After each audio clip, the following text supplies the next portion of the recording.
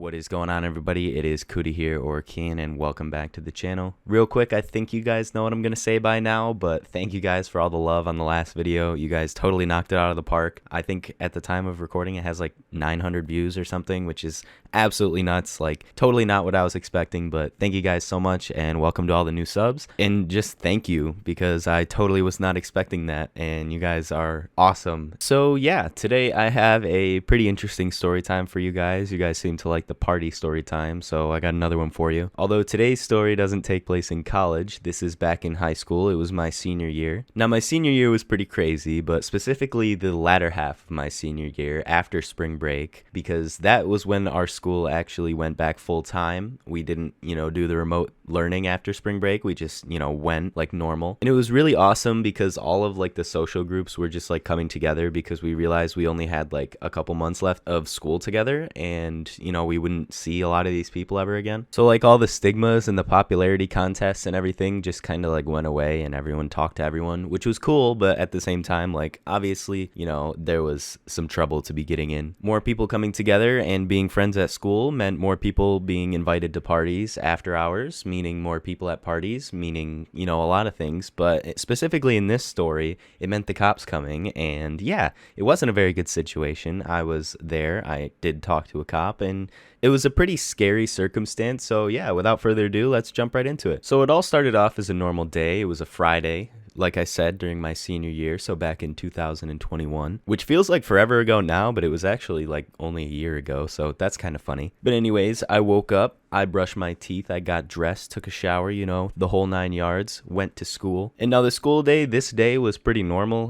Nothing really happened that was out of the ordinary. It was just kind of like a normal Friday. Teachers really weren't giving any work because it was pretty close to graduation, and we were just kind of hanging out. Like every class was super simple, just 40 minutes in and out, like nothing crazy was happening. But this day, one thing was happening, just not at school. And so as soon as I got home from school, I got out, I drove home. I got a text from one of my friends. Let's just call him Roger. Roger's a pretty cool dude. I liked hanging out with Roger. Me and him were closer during 9th grade, but we actually became pretty close again senior year, so that was cool. And he hits me up and he's like, "Yo, did you hear about this party tonight?" And I was like, "No, what party, bro?" And so he goes on to explain that there's this party at this girl's house down in the town, and that we should go because it's going to be a banger. There's going to be so many people there, and it's going to be a lot of fun. So him hyping this party up to be great, I was like, fuck yeah, let's go. So a few hours go by. He picks me up from my house. We drive around, pick up a few more friends of ours. Ironically enough, one of our friends didn't have a place to sit, so we actually rode in the trunk to this party. And Roger actually has a really cool sound system in his car that conveniently is placed in the trunk. So this kid was getting his ears blown out in the trunk. It was pretty funny. But anyway, we pull up to this party, and immediately right off the bat, we know it's going to be a banger because there are so many people walking into this house, so many cars pulling up, dropping people off, driving away, parking. Like,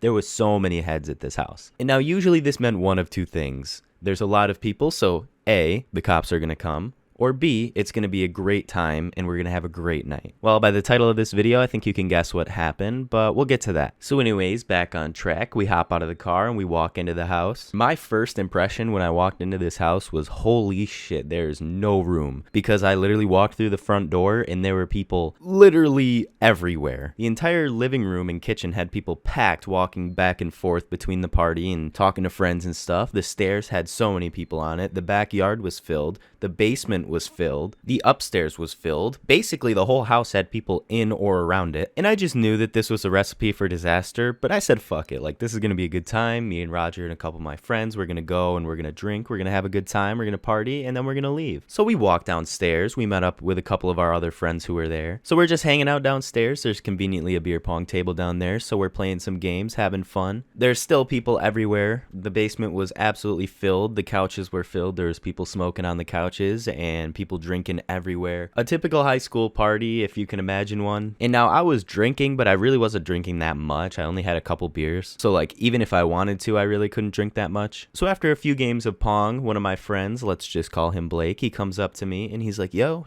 do you have a couple beers that you can maybe trade? I'll smoke you up. And I was like, nah, man, I really don't have any drinks for you. I'm sorry, but I think Roger does if you want to ask him. And he was like, all right, bet, man, no worries. Like, I'll go ask Roger. So me and Blake walk over to Roger, and Blake asks Roger the same question that he asked me. And this time, Blake is successful in his business entrepreneurship. He makes his successful trade, and he offers to smoke Roger up. And so they look over at me, and we're like, yo, do you want to maybe come with us? We're just going to go back out in the woods if you want to come. And I was like, yeah, man, I won't smoke, but like, I'll come with you for sure. And so we trek through the horde of people. We get to the back door. We open it. We walk outside. There's hella people in the backyard. And it's at this point that we realize that there's tons of people smoking back here, so we don't have to go all the way in the woods. So Blake whips out his bowl and he packs it up and passes it around. I was already drinking and didn't really feel like smoking, so I just passed up on that. But in that business deal that they made, I did get a few beers out of it because Roger actually ended up giving me a few beers for not doing anything. I don't really know. But yeah, he felt bad that I didn't really have anything, so he just gave me a couple beers. Yeah, anyways, we're just sitting in this big group. A couple people joined. A couple of the homies came with us from downstairs. Some are smoking, some are drinking. Me personally, I was drinking. And basically our circle is changing every like 5 minutes or so because people are going back inside to the party. People are coming outside to see what we're doing out here. So I was basically interacting with like half the people at the party. And I don't know why, but everyone at my school seemed to go crazy over smoking. And it was kind of funny because the minute anyone would mention that they had any weed on them or anything, like everyone would flock to them and they would be like, yo, can we smoke? So that was basically what was going on because this backyard had like 10 different circles of people smoking. And then fast forward about 30 minutes later, this one kid came out with a really panicked look on his face. He's just like, the cops are here,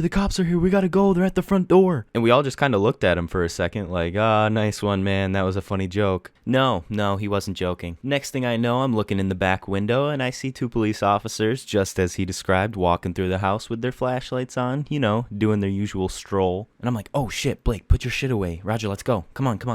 And I kind of looked towards the back fence, you know, gesturing that we should go that way. Blake got the message. Roger didn't. And so me and Blake start running. We hop the fence. We ran into the woods as fast as we can. And meanwhile, while I'm running, I turn around. And you want to guess who's not running behind us?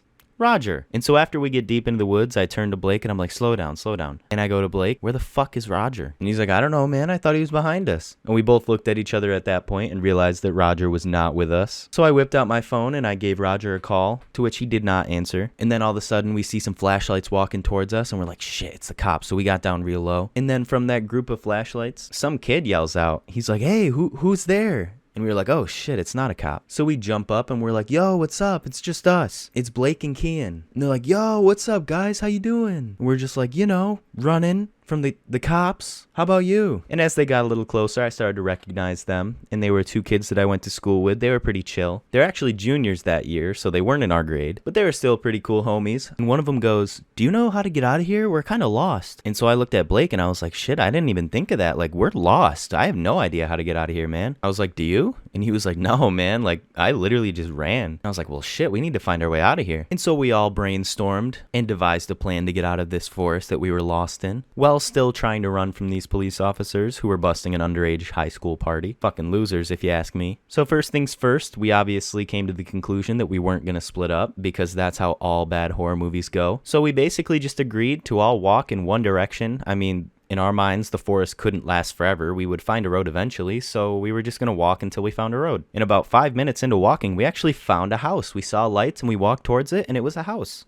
Now, this house wasn't in the same neighborhood that we were just in, but it was in a pretty close neighborhood, so it wasn't really that horrible of a situation. We just need to avoid the cops now that we weren't, you know, lost in the forest. Not that that was any easy task, because A, there was about 200 high schoolers just roaming the streets of this neighborhood, so it was pretty easy to identify who was who. Come to think of it, if a cop was breaking up an underage party and saw a bunch of just underage kids walking in random neighborhoods, they would probably assume that they were the kids at the party, but maybe that's just me. But anyway, we're walking around, just the four of us. It's me, Blake, and the two homies we met in the forest. And we come across these three girls that were standing on the side of the road waiting for a ride home. And they were like, guys, were you at the party? And we were like, yeah, why? What's up? And they were just like, we talked to some of the guys at the party, and they said that none of the cops were arresting anyone, but they were going to tow cars. They just wanted to make sure everyone got home safe. And obviously break everything up, you know? And at that moment, I was like, shit, Roger's been drinking. He can't really drive his car home, so they're going to tow his car. Like, this is a bad situation. situation. So then we had the brilliant idea of walking back into the woods and walking back to the house. Guys, I shouldn't need to tell you that this was a dumb idea. And somehow, by the grace of God, we found our way through the woods and found the back of the house that the party was at. And lo and behold, we look into the backyard and there's 3 officers taking everyone's information and just talking to all these high schoolers. So I was like, fuck that, I'm not talking to a cop. So I whip my phone out and I call Roger again. And to my surprise, I saw someone talking to a cop pull out their phone and answer it. And at the same time, Roger comes to the line. And so he answers the phone and he's like, yo, what's up, man? I'm talking to a cop right now. I can't really talk. And I was like, yeah, I see that, man. I'm in the woods right now. I'm looking at you. And he's like, what? You're in the woods? And all of a sudden, the cop that he's talking to just looks into the woods. And I'm like, why the fuck would you say that out loud? Roger for the win there. And he's like, yeah, man, they're not like getting anybody in trouble. They just want to make sure everyone's getting home safe and has a ride. Like, you can come talk to them if you want. And at this point, I was still on that energy that I was like, fuck that. I'm not talking to a cop. So I tell Roger that. I was like, dude, fuck that. I'm not talking to him. And he's just like, well, he sees you, so I don't know where you think you're going. And I was like, fuck. So me and Blake got up off the ground, we hopped the fence, and we walk up to Roger and this police officer. Mind you, Blake still had weed on him. And so as we're walking up, the cop says, how's it going tonight, boys? And Blake was obviously not going to say anything because he was stoned out of his mind. So I was just like, good, sir, how are you? And he was just like, fine, thanks. What were you guys doing in the woods, huh? And I was just like, oh, well, someone said that there was a cop here and we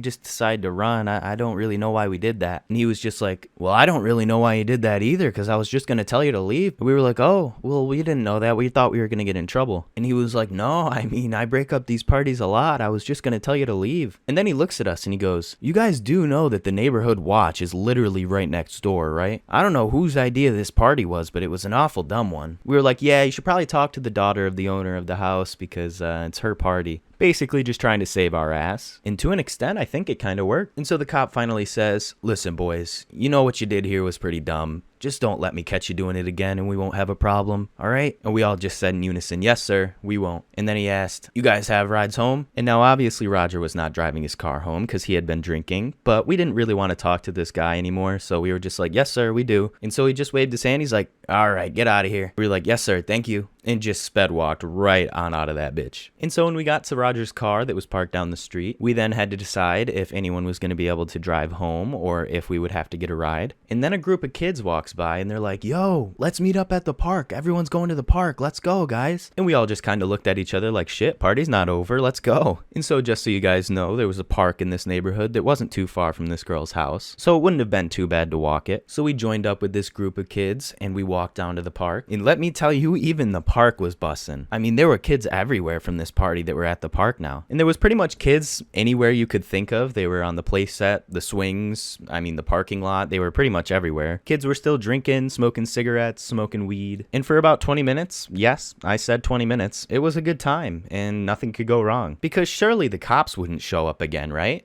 Right? Oh boy, were we wrong. So I'm just chilling on top of this playset with a bunch of my friends. And of course, we see a cop pull up, and then we see another cop pull up, and they pulled into the park, and immediately their sirens went on. And the guy comes over the megaphone, and he's like, everyone, stay where you are right now. And I was like, well, I don't think I'm gonna do that. And so me, Blake, and Roger, we all dipped into the woods. Now you might be wondering, Cuda, didn't you get lost in the woods earlier? And the answer to that is yes. Yes, I did. Now your second question might be, so why would you go into the woods? And the answer to that one is, well, I don't know. That was another pretty dumb idea. But luckily, it actually worked out for us because these woods were pretty thin and we actually got to the road on the other side of the woods fairly quick. And that was where me and Roger had enough for the night. We had had 2 police interactions at this point and we were just ready to go home and call it quits. There wasn't much more partying that was going to go on. Roger was pretty drunk and I was pretty tired, so we just agreed to call a ride and go home. So I called up one of my friends that was at the party earlier. He actually told me that he was driving that night, so it worked out. And I was like, yo, man, could you pick us up? We need a ride home. And he was like, yeah, I got you, bro. Where you at? And so I told him the location of where we were at. He dropped Roger off, and then he dropped me off. What a homie. And I got into bed and passed out knowing that I dodged 2 bullets that night. Now, you might be wondering what happened to Roger's car. They said that they were towing cars. And I thought his car was totally going to get towed, but he texted me in the morning after he picked up his car and said that nobody's cars were towed. So I guess it was all just a hoax. They were trying to scare people out of leaving. But yeah, Roger was okay. He got his car back. I went home okay. Blake got home okay, and the girl actually ended up getting in pretty big trouble with her parents, I guess, but I don't really know what happened with her. So anyways, that's the story. I hope you guys did enjoy. Moral of the story is, don't have 200 people show up to your house when the neighborhood watch is your next door neighbor, and to always be courteous of where you are in the woods because you could get lost. But yeah, all jokes aside, guys, I hope you guys did enjoy today's video. If you did, hit that like button, and if you want to see more content from me, hit that subscribe button. It really does help, and I appreciate you guys so much. But anyways, guys, it's been real. I've been Cuda, and I will see you guys in the next one.